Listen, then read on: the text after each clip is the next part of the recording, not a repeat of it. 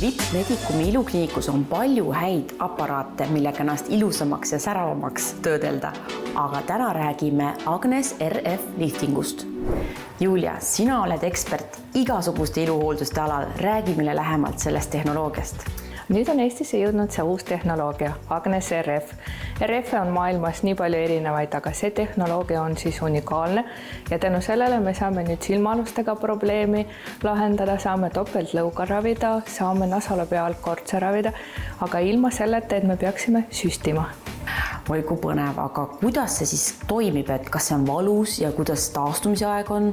Protseduuril on küll taastumise aeg, et kuskil 3-5 päeva peame arvestama sellega, et me meiki ei kasuta ja kergelt turse on, aga see tulemus on seda väärt.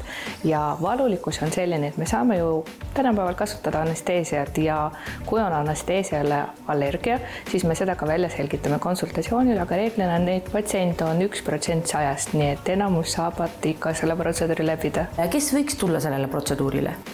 Sellele protseduurile võiksid tulla ka noored patsiendid, kellel on silmaaluste kotid. Et kui sa mõtled, et operatsioonile veel ei lähe, eks ole, aga silmatursed häirivad, siis on see aparaat just nendele. Aparaat on pärit Koreast. Kui me vaatame Korea inimesi silmaalused, siis nendel on tursed ja siis tursetele ongi see masin mõeldud igas vanuses, et sellele ei ole vaja oodata kuni 60, kuni 50, eks ole, näed, mure on, tule, me saame olla abiks.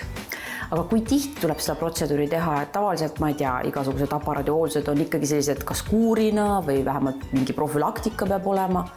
Ja nüüd siin on kõige huvitavam moment, et antud protseduuri peabki läbima kas 1 või 2 korda elus teatud piirkonnale, et kui meil on mureks silmaalused, siis me teeme neid reeglina 2 protseduuri intervalliga 45 päeva. See masin lõhustab adipotsüüti ehk siis rasvaraku ja tagasi see enam ei tule. Aga näita palun, kuidas see aparaat ikkagi toimib, et miks ta nii eriline on? Nii, aparaadi erilisus on siis sellest, et me kasutame need ühekordsed nõelad, eks ole, mis on isoleeritud ja nende nõelte eesmärk jõuda rasvkude sisse. Ja need nõelu on erinevaid, eks ole, erineva pikkusega, aga tahaks siin kindlasti näidata, et nad on suht atraumaatilised, väiksed, et nad ei põhjusta suurt valu ja ei tee ka meile suurt taastumisaega.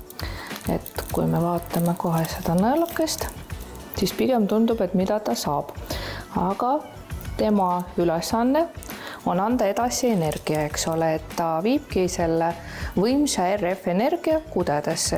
No kui nüüd keegi tunneb, et tal on just seda protseduuri vaja, siis kuidas teid leida ja kas on vaja ka ette registreerida ja kas on mõni soodustus? Enne seda protseduuri soovime tulla ka konsultatsioonile, et konsultatsioonil selgitame välja, mis piirkonda meil on vaja teha, kui palju maksma läheb, aga kõigetele nendele protseduuridele hetkel on tutvumishind ja nende hindadega saate veebis ka tuttavaks teha.